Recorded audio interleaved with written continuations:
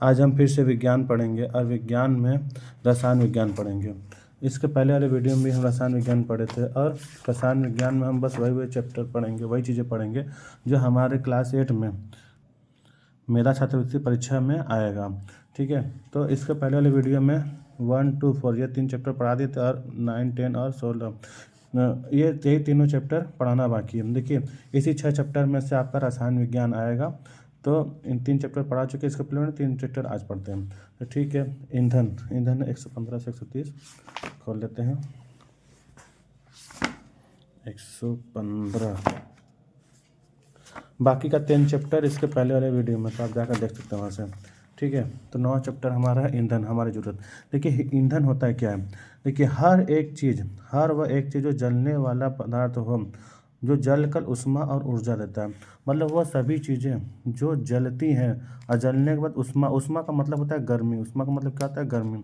तो हर वो एक चीज़ जो हर एक जलने वाला पदार्थ जो जलकर उष्मा और ऊर्जा देता है, उसे क्या कहते हैं? ईंधन देते हैं। जैसे हम जैसे गोबर हो गया, लकड़ी हो गया, कोयला हो गया, charcoal, petrol, diesel, CNG, LPG, सभी चीज़ें दुनिया में जितनी भी सभी चीज़ें हैं जो जलती हैं, वो क्या होती है? ईंधन होती है। ठीक है, आमतौर पर जो हम खाना बनाने में जो प्रयोग करते हैं उसी चीज़ को हम ईंधन मानते हैं। जैसे यहाँ पर आपको लकड़ी, कोयला, ये सब जो दिया है, ये हमारा क्या हो गया? ईंधन हो गया। अब आगे बढ़ते हैं।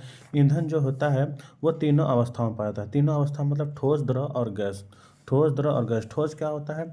जो चीज़ कठोर होती है उसको क्या बोलते हैं? ठोस बोलते हैं। जैसे हो गया लकड़ी हो गया, ठीक है, गोबर हो गया, ये सभी चीज़ें क्या कठोर हैं। उसके बाद द्रव। द्रव में जैसे आपका पेट्रोल, डीजल और पानी, ये सभी क्या है? द्रव है। और जो पानी तो जलेगा नहीं, तो पानी द्रव आपका ईंधन में नहीं आएगा। पेट्रोल, डीजल ये सभी क्या आ जाएगा? द्रव वाले में, ईंधन में। और फिर गैस। गैस जैसे क्या नाम है? प्राकृतिक गैस हो गया। अभी बहुत सारी गैस है जिससे हम घर खाना बनता है। ठीक है, तो ईंधन तीनों अवस्था में पाए जाते हैं, ठोस, द्रव और गैस। तो ठोस ईंधन कौन कौन है? जैसे चारकोल, मोम, कोयला। चारकोल मतलब जो अलकतरा होता है उसे क्या बोलते हैं? चारकोल। चारकोल, मोम, कोयला, ये सभी क्या है? ठोस ईंधन है। द्रव ईंधन में पेट्रोल, केरोसिन, द्रव, हाइड्रोजन। गैस ईंधन में गोल गैस और प्राकृतिक गैस। ठीक है, इन सभी का नाम अच्छे से याद करें कि ठोस में क्या होगा, द्रव में क्या होगा और गैस में क्या होगा। तो ईंधन तीनों अवस्था में पाया जाता है, हम ये भी जान गए। अतः अब हम आगे बढ़ते हैं। ठीक है, जितना निशान लगा बस उतना ही पढ़ना है आपको, एक्स्ट्रा कुछ भी नहीं पढ़ना है क्योंकि टाइम कम है। तो जो ज़रूरी चीज़ बस वही पढ़ा जाए। अब देखिए, सभी पदार्थ, जितने भी पदार्थ जलते हैं, सभी पदार्थ के जलने पर कार्बन डाइऑक्साइड गैस बनता है। जितने भी पदार्थ हैं वो जलने पर क्या बनाते हैं? Carbon dioxide. क्या बनाते हैं? Carbon dioxide. और जब कार्बन डाइऑक्साइड जब निकलती है तो चूना का पानी जो होता है, चूने का पानी को ये दूधिया बना देता है। देखिए, कार्बन डाइऑक्साइड कैसे बनती है ये भी देख लीजिए। जैसे मान लीजिए कोई भी चीज़ हो गया, मान लीजिए लकड़ी हो गया, ठीक है, लकड़ी। इस लकड़ी में क्या हुआ था? हम नीचे से आग लगाते हैं। जब आग हम लगाएंगे, इस लकड़ी में हम आग लगाएंगे तो ये क्या होगा? ऊपर उड़ेगा। ठीक है, हर चीज़ में क्या होता है? कार्बन होता है। क्या होता है? कार्बन। तो कार्बन जब जल के ऊपर जाएगा और हवा में क्या रहता है? ऑक्सीजन। क्या रहता है? ऑक्सीजन। तो कार्बन और ऑक्सीजन दोनों मिलकर क्या बनाएंगे? CO2। और CO2 किसका सूत्र है? कार्बन डाइऑक्साइड का। तो जलने पर कार्बन निकलता है, हवा में ऑक्सीजन आता है, तो दोनों मिलकर क्या बनाते हैं? दोनों मिलकर बना देंगे CO2 मतलब कार्बन डाइऑक्साइड। इसी तरह कार्बन डाइऑक्साइड बनता है। और जो कार्बन डाइऑक्साइड जो हवा जो निकलती है, जो गैस निकलती है, ये कार्बन डाइऑक्साइड गैस चूना का जो पानी, चूने का पानी को दूधिया बना देता है। क्या बना देता है? दूधिया कलर का, मतलब दूध के कलर का बना देता है। चूने का पानी को दूधिया कलर देता है। और जो फिनाफ्थेलिन जो एक रंगीन सूचक होता है जिससे पता चलता है कौन सा रंग क्या है, तो फिनाफ्थेलिन को क्वेश्चन पूछेगा कि कार्बन डाइऑक्साइड फिनाफ्थेलिन को क्या बना देता है, तो कार्बन डाइऑक्साइड फिनाफ्थेलिन को रंगहीन कर देता है। क्या कहता है? रंगहीन। रंगहीन का मतलब होता है जिसमें कोई रंग ना, जैसे सफ़ेद कलर। तो फिनाफ्थेलिन को वो कार्बन डाइऑक्साइड रंगहीन बना देता है और चूने का पानी क्या बना देता है? दूधिया बना देता है। ठीक है, अब हम आगे बढ़ते हैं। अब ईंधन का वर्गीकरण, मतलब ईंधन को कितने रूपों में बांटा गया। तो हम देखते हैं ईंधन को दो तरह से दो बांटा गया। पहला उत्पत्ति के आधार, उत्पत्ति का मतलब होता है कोई चीज़ कहाँ से उत्पन्न हो रहा है। तो उत्पत्ति के आधार पर ईंधन दो प्रकार का होता है, प्राथमिक ईंधन और द्वितीयक ईंधन। प्राथमिक ईंधन वह ईंधन होता है जो प्रकृति में मौजूद होता है, जो अपने आप प्रकृति ने हमको दिया है, वो प्राकृतिक ईंधन। जैसे लकड़ी जो पेड़ होता है, लकड़ी होता है, ये प्रकृति ने हमको दिया है, ठीक है।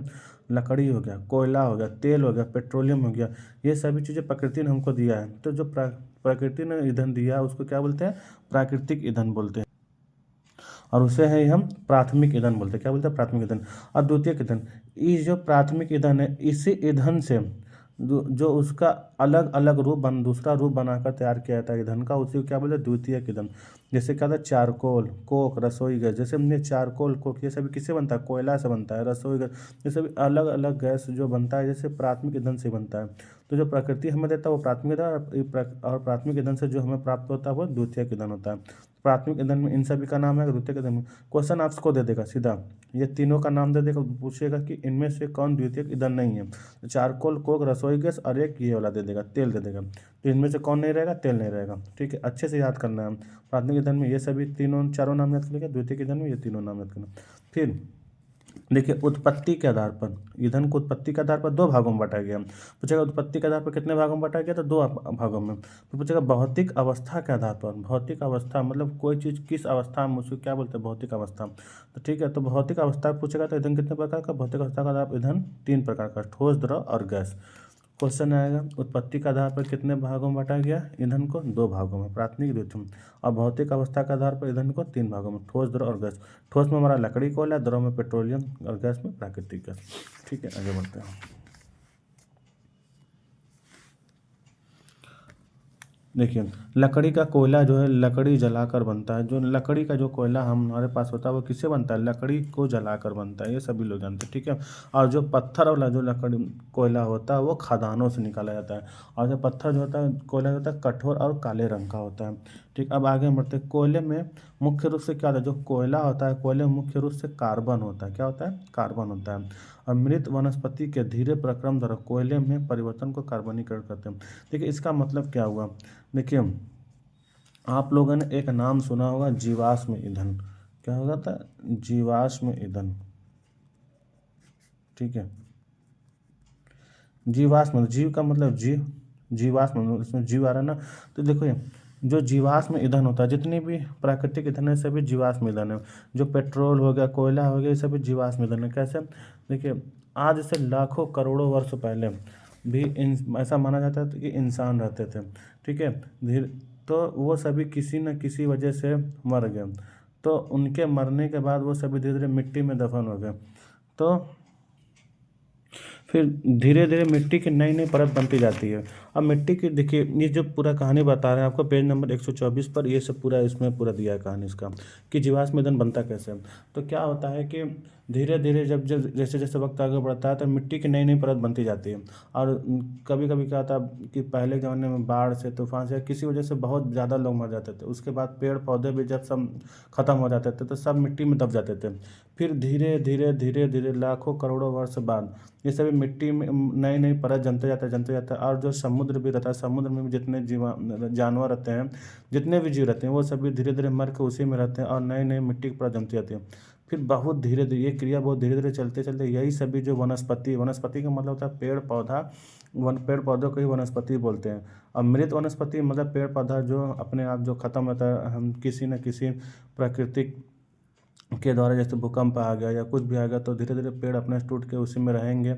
और इन्हीं वनस्पतियों से धीरे धीरे क्या बना, पेट्रोल बना, कोयला बना। जितने भी ईंधन आज हम लोग को है, डीजल, पेट्रोल, जितने भी सभी चीज़ें मिलती हैं वो सभी क्या है, इन्हीं वनस्पतियों और इन्हीं जानवरों, इन्हीं इंसान जानवर सब पेड़ पौधा सब मर गए। उसके बाद लाखों करोड़ों वर्ष बाद धीरे, ये प्रक्रिया वो धीरे धीरे होती है। तो इसी प्रक्रिया को जो दिया गया है कि मृत वनस्पति के धीरे प्रक्रम द्वारा कोयले में परिवर्तन को कार्बनीकरण कहते हैं। तो ये जो वनस्पति जो मर गए थे, जब सब बहुत धीरे धीरे होता है, तो इसी प्रक्रिया को मृत वनस्पति के धीरे प्रक्रम द्वारा कोयले में परिवर्तन को कार्बनीकरण कहते हैं। तो कोयला भी बना, पेट्रोलियम भी बना। पेट्रोलियम जब हम बोलते हैं तो पेट्रोलियम से मतलब बस पेट्रोल से नहीं होता है। पेट्रोलियम में हमारा पेट्रोल, डीजल, मिट्टी का तेल, बहुत सारी चीज़ आगे पार्ट में भी है, तो बहुत सारी चीज़ें पेट्रोलियम में सभी पेट्रोल बोलेंगे तो बस पेट्रोल, पेट्रोलियम में सभी चीज़ें आती हैं। तो पेट्रोलियम बना का और कोयला बना, ये सभी चीज़ें किससे बनी हैं? जो पहले लाखों करोड़ों वर्ष पहले जो वनस्पति, जीव जंतु जो समुद्र में थे सब, या फिर उसके बाहर थे, सब दब गए, नई नई मिट्टी की परत बना, उन्हीं के नीचे जो दब गए, तो जो दब गए, उच्च दाब ताप, इन्हीं की वजह से ये सभी चीज़ बना है। ठीक है, अब आगे बढ़ते हैं और इन्हीं को हम जीवाश्म ईंधन बोलते हैं। कोयला, देखिए आगे फिर आया, कोयला जो है वनस्पति के अवशेषों से बना है। ठीक है, अवशेष मतलब यही होता है कि जो चीज़ मरने के बाद जो चीज़ खत्म हो, जो चीज़ बच जाता है, उसी को अवशेष बोलते हैं। तो कोयला वनस्पति के अवशेषों से बना, अतः कोयलों का जीवाश्म ईंधन कहते हैं। अभी बताएं, कोयला पेट्रोल सभी को क्या बोलेंगे? जीवाश्म ईंधन। जीव मतलब जानवर, वनस्पति, सभी जीव, जीव का मतलब जीव का अंश है, तो जीवाश्म ईंधन कहते हैं। कोयले को जीवाश्म ईंधन बोलते हैं। ठीक है, जब हम कोयले को गर्म करते हैं, कोयला गर्म करने पर क्या क्या निकलता है? कार्बन, कोई भी चीज़ गर्म करेंगे तो कार्बन डाइऑक्साइड जो निकलेगा, तो सीधा कोयला गर्म करने में कार्बन डाइऑक्साइड निकलेगा प्लस उष्मा ऊर्जा। उष्मा का मतलब कोई भी चीज़ गर्म करते हैं उसमें तो ऊर्जा निकलना ही निकलना है। ठीक है, अब आगे देखते हैं। देखिए, ये जो पूरा चीज़ समझाया कैसे, कोयले से 3 चीज़ें बनाई जाती है। उन सभी कोयले से पूछेगा कि क्या क्या बनता है? कोयले से कोक बनता है, कोल तार बनता है और कोयला गैस बनता है।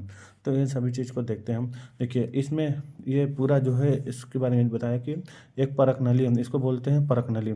इस परख नली में हम कोयला लेते हैं, ये क्या है? कोयला। ठीक है, इस कोयले को गर्म करते हैं। इस परख नली में हम कोयले को गर्म करते हैं, कोयले को धीरे धीरे गर्म करते हैं। ठीक है, तो धीरे धीरे हमें कार्बन का एक शुद्ध रूप प्राप्त होता है। मतलब कोयले में जितनी गंदगी रहती है सब खत्म हो जाती है, सब चली जाती है, तो कार्बन का जो शुद्ध रूप प्राप्त होता है, कार्बन का जो शुद्ध रूप होता है वो क्या था? कोक। तो इसमें हमको कोक मिलता है। क्या मिलता है? कोक। अब फिर यहाँ पर गर्म हुआ, गर्म होने के बाद यहाँ से देखिए फिर परख इसमें से निकलेगा, इसमें से निकलने के बाद फिर ये यहाँ पर चला आएगा। तो जो यहाँ पर जो प्राप्त होता है द्रव के रूप में, जो द्रव के रूप में दूसरी परख नली में जो गाढ़ा द्रव रहता है, इसको बोलते हैं कोल तार। क्या बोलते हैं? कोल तार। यहाँ पर जो कोयला था, ये इसमें गंदगी निकल के शुद्ध रूप बचता है, इसको बोलते हैं कोक। और यहाँ पर जो प्राप्त होता है द्रव के रूप में, द्रव मतलब पानी से, तो द्रव के रूप में जो प्राप्त उसको बोलते हैं कोल तार। ठीक है, क्या होता है? कोल तार, जिसको अलकतरा भी बहुत लोग बोलते हैं। उसके बाद इस और यहाँ बनने के बाद धीरे धीरे जब गर्म होता है तो यहाँ से देखिए निकलता रहता है, गैस भी निकलता रहता है, तो इसको बोलते हैं कोयला गैस। क्या बोलते हैं? कोयला गैस। तो इन्हीं सब चीज़ों के बारे में आगे पढ़ेंगे। कोयला से 3 चीज़ बनेगा, कोक बना, कोलतार बना और कोयला गैस बना। ठीक है, तो कोक के बारे में पढ़ते हैं। कोयला को वायु की अनुस्पति में गर्म करने पर कोक प्राप्त होता है। कोक प्राप्त हो गया। यह एक कठोर, सरंध्र और काला पदार्थ है। ठीक है, कोयला से जो जो चीज़ बनेगा सभी क्या रहेगा? काला रहेगा या तो भूरा काला रहेगा। ठीक है, यह कार्बन का लगभग शुद्ध रूप है। पूछेगा कार्बन का सबसे शुद्ध रूप क्या है? कार्बन का सबसे शुद्ध रूप कोक है। कोक का उपयोग इस्पात और औद्योगिक निर्माण में बहुत से धातुओं के निष्कर्षण में किया जाता है। इस कोक का उपयोग धातुओं के निष्कर्षण में निकालने में किया जाता है। ठीक है, अब आते हैं कोल तार के बारे में। तो दूसरी परिक्नली में, दूसरी परिक्नली में मतलब इसमें, तो दूसरी परिक्नली में जमा भूरे काला गढ़, इसमें जो प्रक्नली में जो प्राप्त होता है काले गाढ़ा, भूरा काला गाढ़ा द्रव रहता है, उसी को बोलते हैं कोलतार।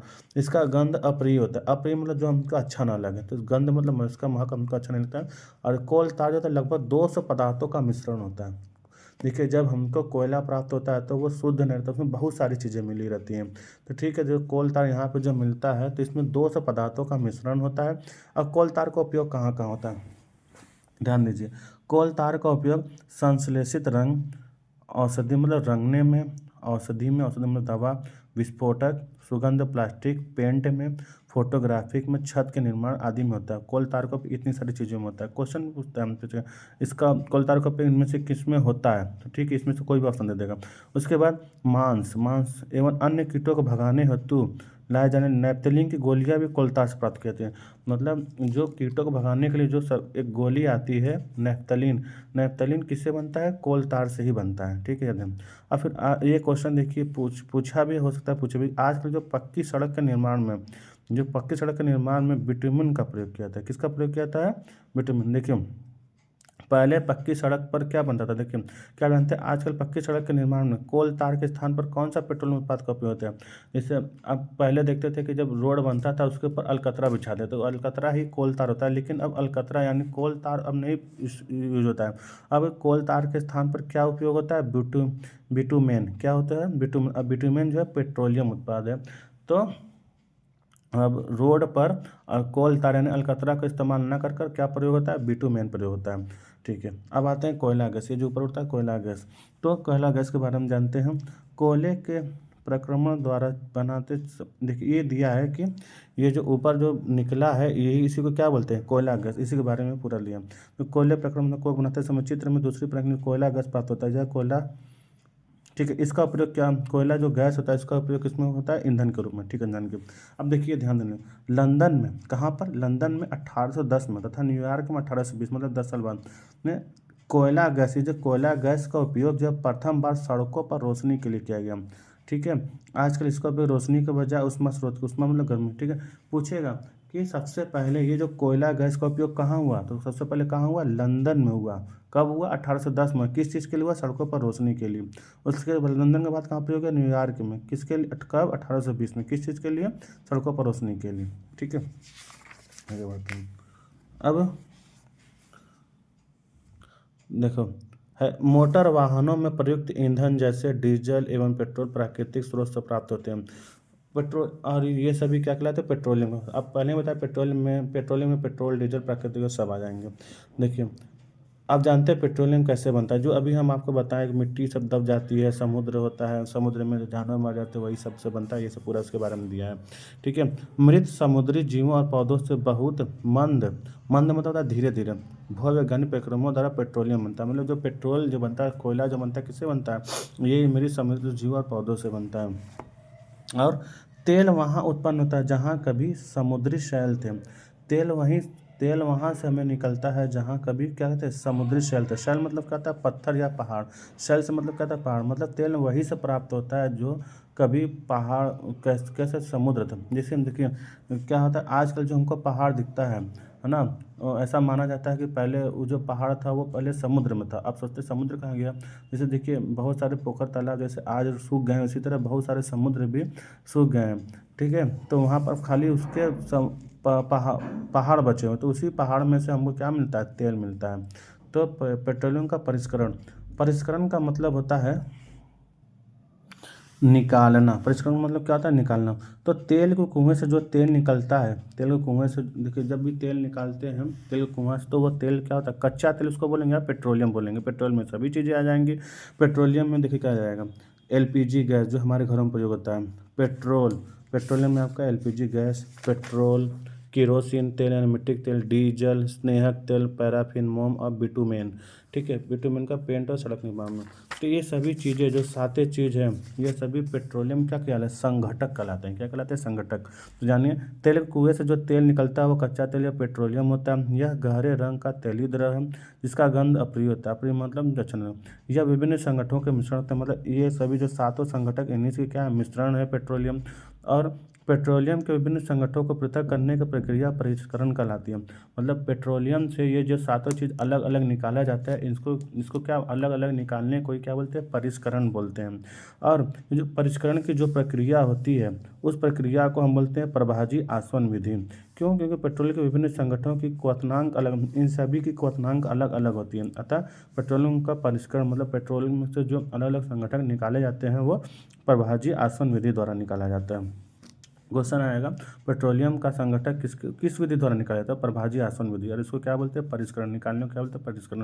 क्वथनांक दिया। क्वथनांक का मतलब होता है जिस ताप पर कोई द्रव भाप में बन जाता है। जैसे पानी का क्वथनांक बोलेंगे 100 डिग्री सेल्सियस, मतलब जब पानी को 100 डिग्री सेल्सियस पर गर्म करेंगे तो पानी भाप बनकर उड़ने लग जाता है।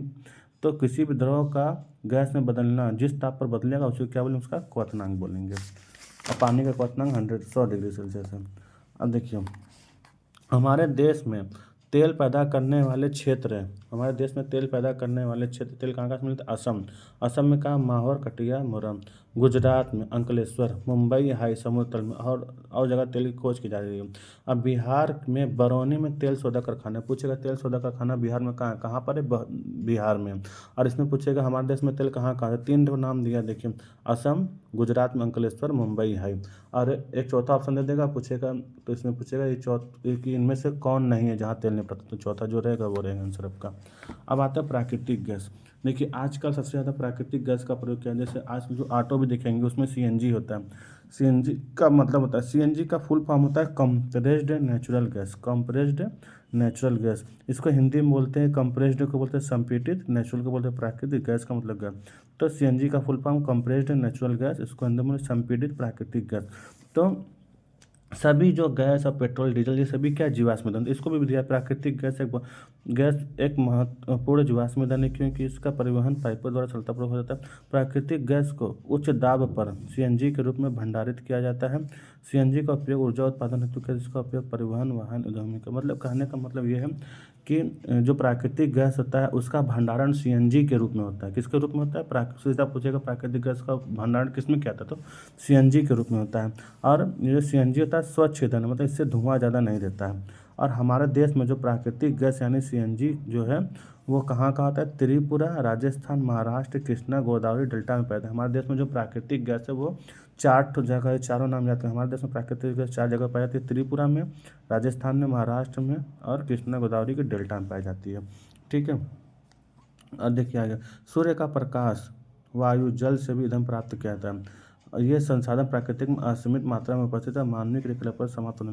देखिए ये इसलिए लिखा गया है कि जो भी ये सभी है पेट्रोल डीजल तेल ये सभी क्या एक दिन समाप्त हो जाएंगे, तो इसीलिए उसको सीमित संसाधन बोला गया। लेकिन जो सूरज का प्रकाश है और हमारा हवा है और जल है ये सभी कभी समाप्त नहीं होने वाला है। तो ऐसा कोशिश किया जा रहा है कि ये जो पेट्रोल डीजल है इनका उपयोग ना करके जो जो सूरज का प्रकाश है, वायु, हवा, इनसे ईंधन बनाया जाए, इनका प्रयोग करें, क्योंकि ये कभी समाप्त होने वाले नहीं हैं। ये असीमित साधन, असीमित मतलब कभी ख़त्म नहीं होगा।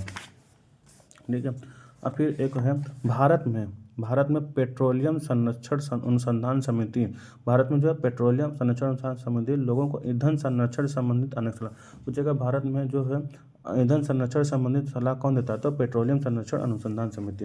अब फिर हमने सीखा, देखिए हर जो भी पाठ खत्म होगा उसका हमने सीखा जरूर पढ़ना है। ठीक है।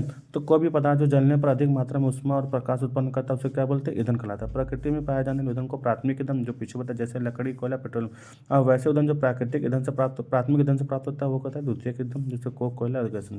कोयला से क्या क्या मिलता है? कोक मिलता है, कोलतार और कोयला गैस। अभी बता तीनों चीज़ रहता है कोयला से, तीनों चीज़।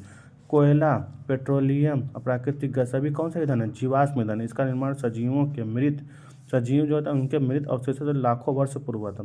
जीवाश्म ईंधन समाप्त होने वाला, जीवाश्म ईंधन मतलब जितने कोयला है, पेट्रोल है, सभी क्या समाप्त होने वाला है। पेट्रोलियम का परिष्करण मतलब पेट्रोलियम में से ये जो सभी सातों चीज़ जो हम लोग निकालते हैं किस विधि द्वारा? परिष्करण मतलब निकालना, प्रभाजी आसवन विधि से क्या आता है? इसके उत्पाद के रूप में पेट्रोलियम गैस है, पेट्रोल, डीजल, मिट्टी का तेल, पैराफिन, मोम, स्नेहक तेल आदि प्राप्त होते हैं।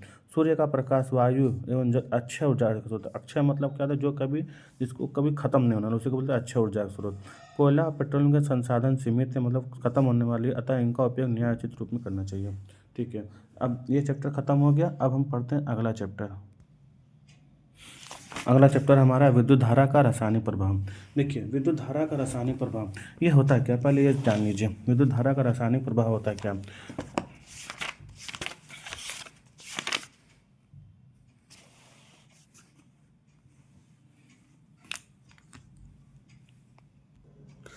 देखिए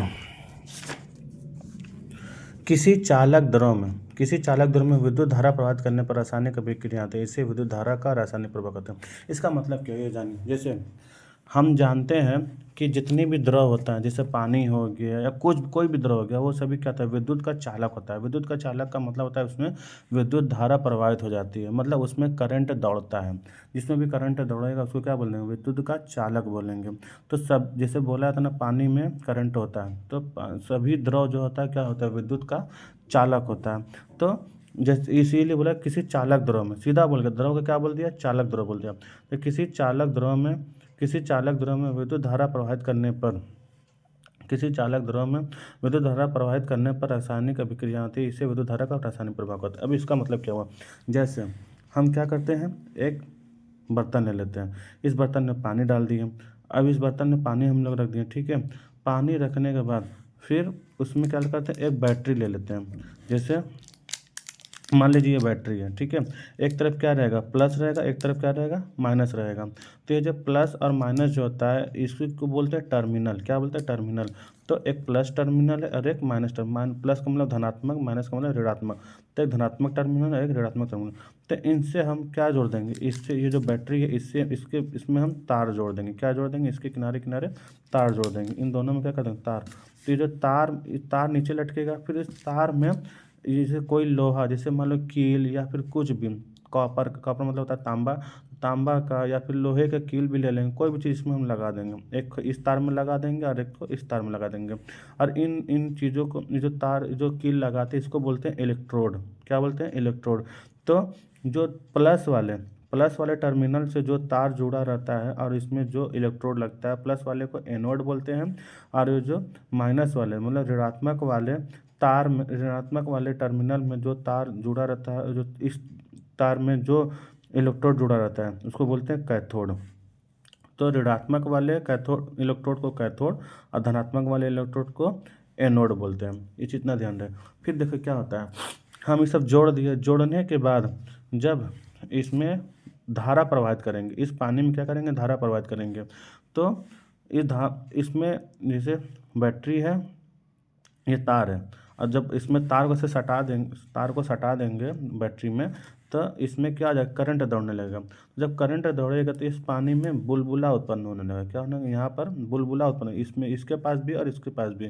तो इसी को हम क्या बोलेंगे, ये जो विद्युत धारा का, इसको क्या बोलेंगे, रासायनिक प्रभाव। तो जैसे सीधा इसीलिए बोला गया कि किसी चालक ध्रुव में, मतलब किसी चालक ध्रुव में विद्युत धारा, इसमें इसी चालक ध्रुव में क्या हम प्रभावित करेंगे, विद्युत धारा। तो किसी चालक ध्रुव में विद्युत धारा प्रवाहित करने पर रासायनिक अभिक्रिया होती है। रासायनिक अभिक्रिया मतलब इस पर क्या होता है, बुलबुला उत्पन्न होने लगता है। और ये जो विलयन का जो रंग है इस पर चढ़ने लग जाता है, इस इलेक्ट्रोडों पर चढ़ने लग जाता है, या इस पर भी चढ़ सकता है, इस पर भी चढ़ सकता है। तो किसी चालक ध्रुव में विद्युत धारा प्रवाहित करने पर रासायनिक अभिक्रियाएं होती हैं और इसे ही विद्युत धारा का रासायनिक प्रभाव कहते हैं। ठीक है। अब आते हैं हम चैप्टर पर, उसको अच्छे से समझा जाए।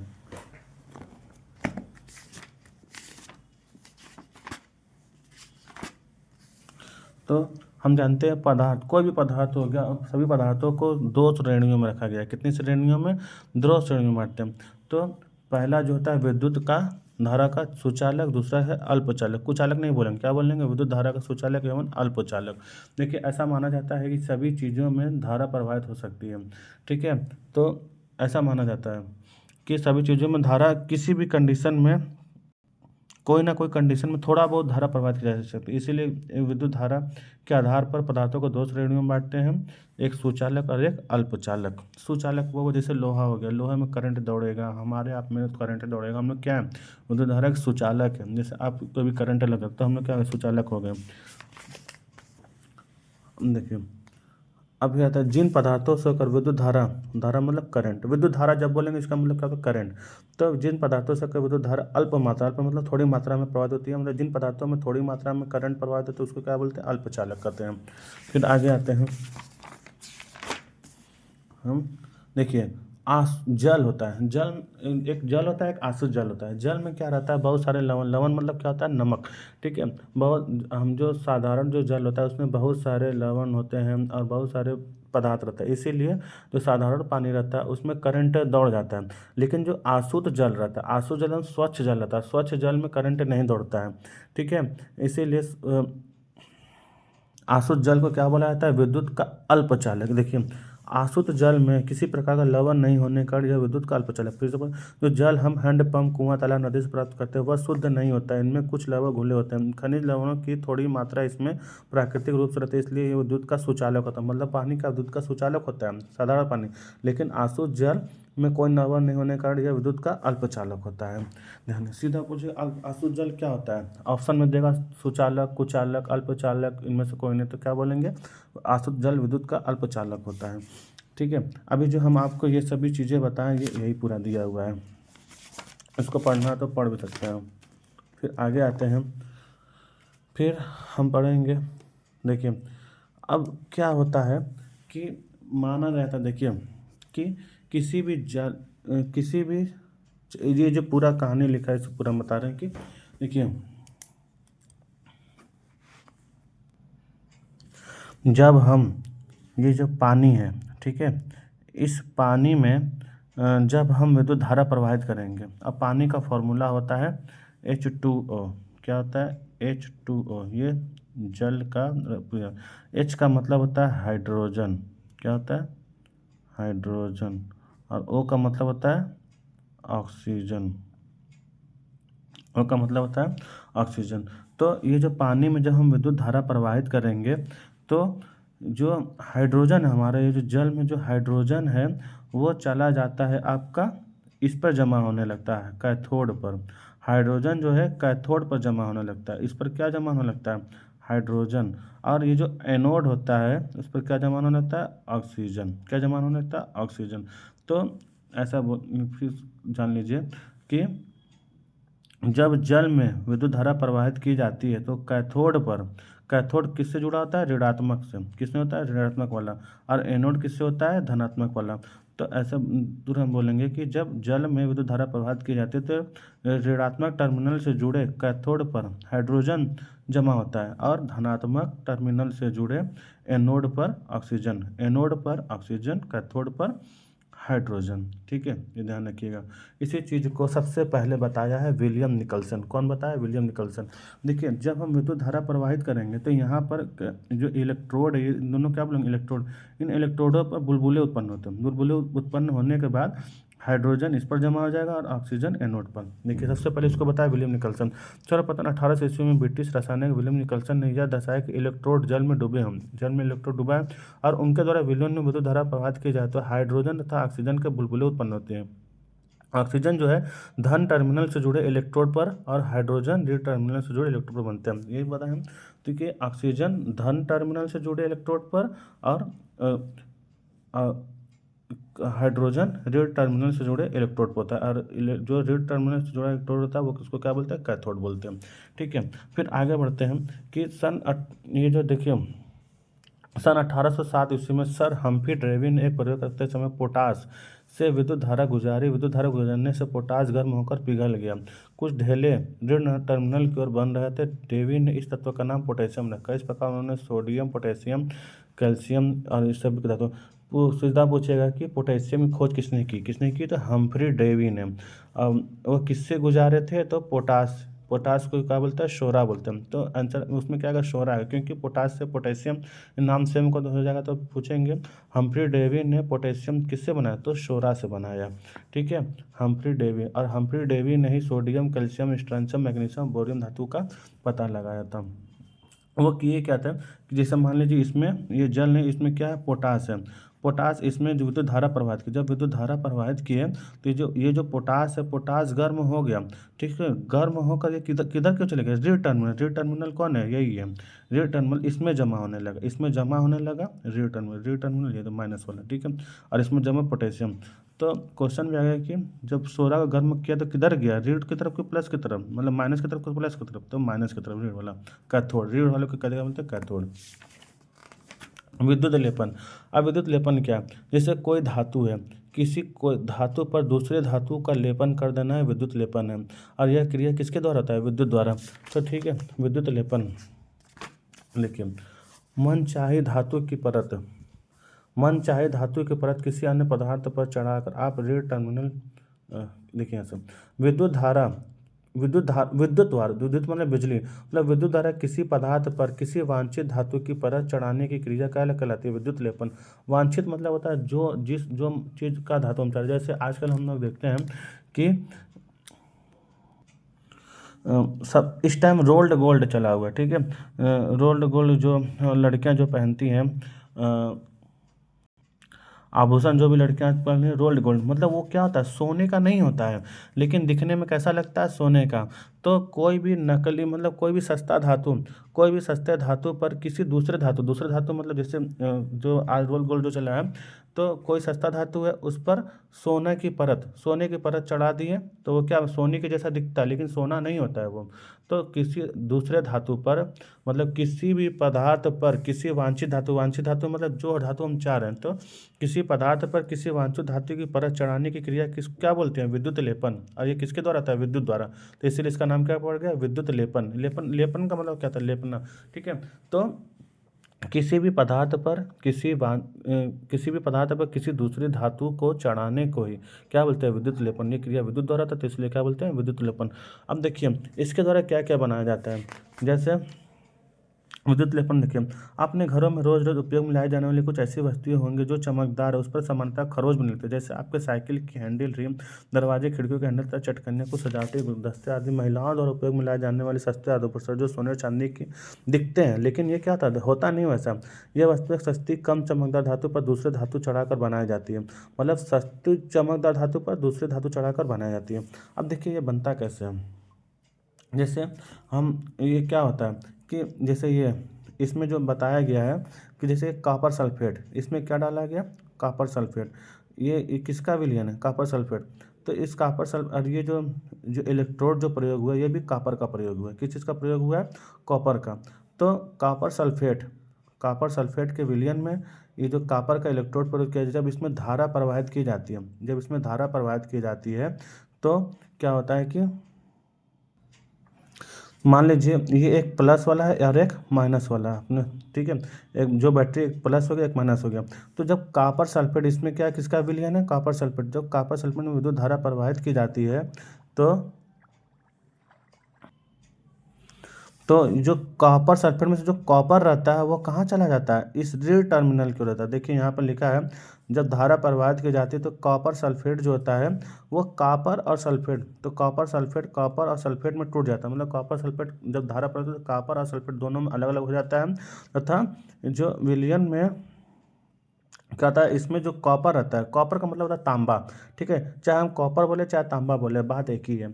तो फिर से जानिए, इसमें जो विलयन है ये कॉपर सल्फेट का है और ये जो इलेक्ट्रोड पर है वो भी कॉपर का प्रयोग हुआ है। कॉपर माने तांबा, तो कॉपर बोले चाहे तांबा, ठीक है। तो इलेक्ट्रोड भी कॉपर का है और इसमें जो कॉपर सल्फेट का विलयन है। तो जब इसमें धारा प्रवाहित की जाती है तो ये कॉपर सल्फेट किसमें, कॉपर और सल्फेट दोनों में अलग अलग विभाजित हो जाती है। फिर इसका जो कॉपर है अलग होकर ये जो ऋणात्मक इलेक्ट्रोड है इस पर जमा होने लगता है। इसका जो कॉपर निकल कर इसके ऊपर जमा होने लगता है। देखिए लिखा भी है कॉपर और सल्फेट में टूट जाता है। स्वतंत्र कॉपर ऋण टर्मिनल की ओर आकर्षित होता है। ऋण टर्मिनल की ओर आकर्षित होता है तो उस पर निक्षेपित मतलब इस पर जमा होना था। निक्षेपित मतलब क्या था, जमा होने लगता है कॉपर। और विलयन में कॉपर की क्षतिपूर्ति किस प्रकार, आप अपने दूसरे तांबे के प्लेट में समान मात्रा में कॉपर विलयन में घुल जाता है। देखिए जितना कॉपर इस विलयन में से निकलकर इस कॉपर पर आया, इस इलेक्ट्रोड पर चढ़ा, उतना ही कॉपर ये भी कॉपर का, उतना ही कॉपर इसमें से निकलकर कहाँ चला गया, इस विलयन में चला गया। मतलब इसमें से निकल रहा है और इसमें से ऊपर आ रहा है, ठीक है। यह प्रक्रिया लगातार चलती रहती है। इसमें से कॉपर निकल रहा है धीरे धीरे और इसका जो कॉपर है ये इसमें चलता जा रहा है। तो इसी प्रक्रिया लगातार चलती है, इसी को क्या बोलते हैं, विद्युत लेपन। अब देखिए जो ऋण टर्मिनल जो है ये कॉपर का है, इसको हटाकर यहाँ पर कोई और धातु लगा देंगे तो ये कॉपर जो है ये जो इस पर चला, इसका निकलेगा इसमें जाएगा, इसमें से निकल कर किसमें जाएगा, इसमें। यह प्रक्रिया लगातार चलती रहेगी, तो इसी को क्या बोलेंगे, विद्युत लेपन बोलते हैं, ठीक है। इसी के द्वारा जो सस्ती धातु होती है उसी पर सोना और चांदी का धातु चढ़ा दिया जाता है। दिखने में सोना चांदी जैसा लगता है लेकिन होता नहीं। इसी की क्रिया का बोलते हैं विद्युत लेपन। अब इसके द्वारा हम क्या क्या बनाते हैं, जैसे इस विधि का प्रयोग करके हम लोहे पर क्रोमियम के परत चढ़ाकर कार के कुछ पुर्जे, नल, बर्नल, साइकिल के हैंडल ये सभी क्रोमियम की नहीं होती लेकिन दिखने में क्रोमियम की तरह लगती है। देखिए साथ ही यह खरोच का पत्र जंग लगने जो क्या होता है, देखिए क्रोमियम का तो बहुत महंगी धातु है। क्रोमियम महंगी धातु अतः किसी पदार्थ का क्रोमियम का न बनाकर अन्य पदार्थ से बनाकर उस पर क्रोमियम के प्रचलन, जो साइकिल का हैंडल ये सभी क्या होती है, क्रोमियम के दिखने में क्रोमियम जैसे लगती है लेकिन क्रोमियम की होती नहीं है। सस्ती धातु है तो उस पर क्रोमियम का परत चढ़ा दिया जाता है, किसके द्वारा, इसी के द्वारा करा दिया जाता है, ठीक है। और क्रोमियम की परत चढ़ा दी जाती है। अब फिर उसके बाद क्या होता है, आभूषण बनाने, इसी तरह आभूषण बनाने में क्या होता है, सोना और चांदी का विद्युत लेपन कर दिया जाता है, जो दिखने में सोने चांदी जैसे लगते हैं। और उसी तरह जो लोहा पर जैसे हम लोग क्या है, जंग लग जाता है, तो लोहे पर जंग जो लगता है, उस जंग से बचाने के लिए लोहे की चादर पर जिंक चढ़ा देते थे। क्या चढ़ा देते हैं, जिंक या जस्ता का निक्षेपण किया जाता है। निक्षेपण मतलब बताया भी, ठीक है। लोहे को सीधा क्वेश्चन, लोहे पर जंग लगने से बचाने के लिए उस पर कौन सा चीज़ चढ़ाते हैं, क्या चढ़ाते हैं, जिंक या जस्ता। जिंक को ही जस्ता भी बोलते हैं। तो लोहे पर जिंक की परत, लोहे पर जिंक की परत चढ़ाने को क्या बोलते हैं, लोहे पर जिंक की परत चढ़ाने को हम लोग बोलते हैं गैल्वेनीकरण, बोलते हैं गैल्वेनीकरण। क्वेश्चन पूछेगा लोहे पर दो तीन तरीके से क्वेश्चन पूछेगा। क्वेश्चन पूछेगा लोहे को जंग से बचाने के लिए किस चीज़ की धातु का परत चढ़ाता है, तो किस चीज़ का, जिंक या जस्ता का। और पूछेगा लोहे पर जिंक या जस्ता जो चढ़ाया जाता है उस क्रिया को कहते क्या है, उस क्रिया को गैल्वेनीकरण या उसी को बोलते हैं यशोदोलेपन बोलते हैं, उसी को यशोदोलेपन भी बोलते हैं। ठीक है, एक क्वेश्चन ये भी पूछेगा यहाँ पर कि जब कॉपर सल्फेट के विलयन में विद्युत धारा प्रवाहित की जाती है, तो ये जो कॉपर का सल्फेट में से जो कॉपर जो टूटता है वो किधर की तरफ भागता है, धनात्मक इलेक्ट्रोड की तरफ कि ऋणात्मक, तो क्या बोलेंगे, ऋणात्मक इलेक्ट्रोड की तरफ। इसी को क्या बोलते हैं, इलेक्ट्रोड, ऋणात्मक इलेक्ट्रोड। और ऋणात्मक इलेक्ट्रोड को क्या बोलते हैं, कैथोड बोलते हैं। हम ये बताते हैं ऋणात्मक वाले क्या बोलते हैं, कैथोड। ठीक है, अब फिर हमने सीखा, पढ़ते हैं, कुछ द्रव विद्युत के सुचालक होते हैं, कुछ अल्पचालक होते हैं। ठीक है, किसी चालक में, अभी जो बताया, किसी चालक द्रव में विद्युत धारा प्रवाहित करने पर रासायनिक अभिक्रियाएं होती हैं, इससे विद्युत धारा का रासायनिक प्रभाव करते हैं। विद्युत धारा द्वारा मतलब ये जो विद्युत धारा हुआ है, विद्युत धारा द्वारा किसी पदार्थ पर वांछित धातु की परत निक्षेपित करने की प्रक्रिया को विद्युत लेपन, अभी विद्युत लेपन बताएं कि किसी भी धातु पर दूसरी धातु को परत चढ़ाया जाता है, उसी को बोलते हैं विद्युत लेपन। ठीक है, अभी बस 2 चैप्टर पढ़ाए हैं, फिर एक वीडियो और बनाना पड़ेगा क्योंकि वीडियो बहुत लंबा हो रहा है। ठीक है, तो अगले वीडियो में एक जो चैप्टर बाकी रह गया आपका, धातु अधातु। ठीक है, उस वीडियो में बस एक ही चैप्टर रहेगा और आपका यहाँ से केमिस्ट्री का खत्म हो जाता है। ठीक है, वीडियो बहुत लंबा रहा है इसलिए वीडियो बंद कर रहे हैं। Thank you.